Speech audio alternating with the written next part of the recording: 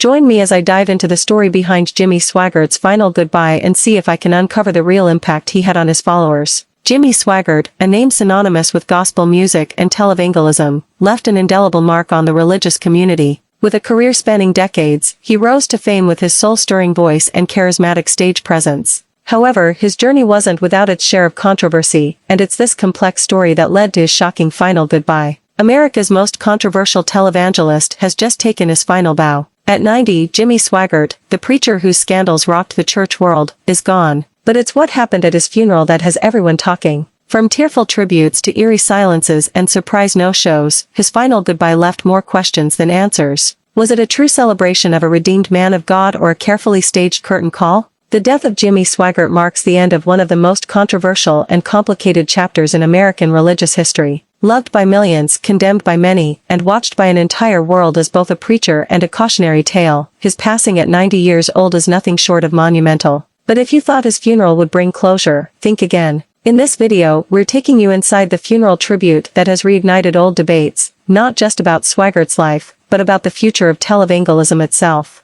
Tributes have been pouring in from fans and loyal followers across the globe, painting him as a fallen hero, a redeemed messenger, and even a spiritual pioneer. But not everyone is singing praises. Behind the cameras and carefully prepared speeches, there were glaring absences, awkward silences, and a noticeable effort to rewrite history. You won't believe who refused to speak his name at the funeral, which famous faces quietly distanced themselves, and how his family tried to reshape his legacy. One final time. This is where it gets interesting, because Jimmy Swaggart's final tribute wasn't just a farewell. It was a final fight over how he'll be remembered. Stay tuned. The full truth is just beginning to unfold. Long before the scandals, the cameras, or the multi-million-dollar ministry, Jimmy Swaggart was just a poor southern boy growing up in Faraday, Louisiana. Born on March 15, 1935, into a family of meager means, Jimmy's early life was far removed from the opulence of the megachurch world he would one day dominate. Raised in a tiny home with no running water and barely enough food to feed the family, Jimmy's childhood was marked by hardship, sweat, and an unwavering devotion to faith.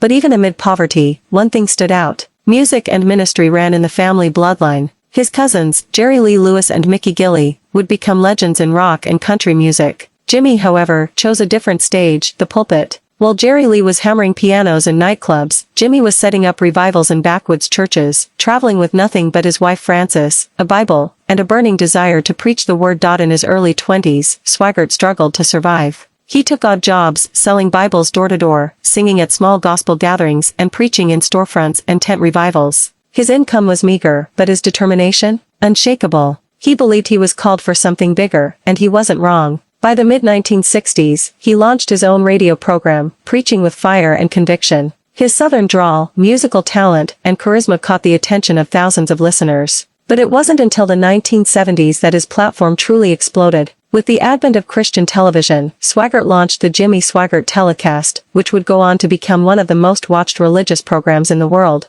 And by the early 1980s, Swaggart's ministry was a global phenomenon. His family worship center in Baton Rouge was packed every Sunday. Millions tuned in weekly. His gospel records sold by the thousands. His Bible college attracted aspiring ministers from around the world. And the money poured in, reportedly more than $150 million per year at the ministry's peak. Swaggart's path to stardom was paved with hit songs like I'm So Happy and Everybody's Talking About Jesus. His televangelism crusades drew in millions, making him a household name. Yet, behind the scenes, Swaggart struggled with personal demons, including a well-documented battle with pornography addiction. This secret life would eventually lead to a very public downfall. The 1980s were a tumultuous time for Swaggart. His ministry was rocked by scandal when it was revealed he'd been involved with prostitutes. The repercussions were immediate and severe. He was defrocked by the Assemblies of God and forced to step down from his ministry. This fall from grace was a pivotal moment in his life, one that would lead to a period of introspection and, ultimately, a final goodbye to his followers.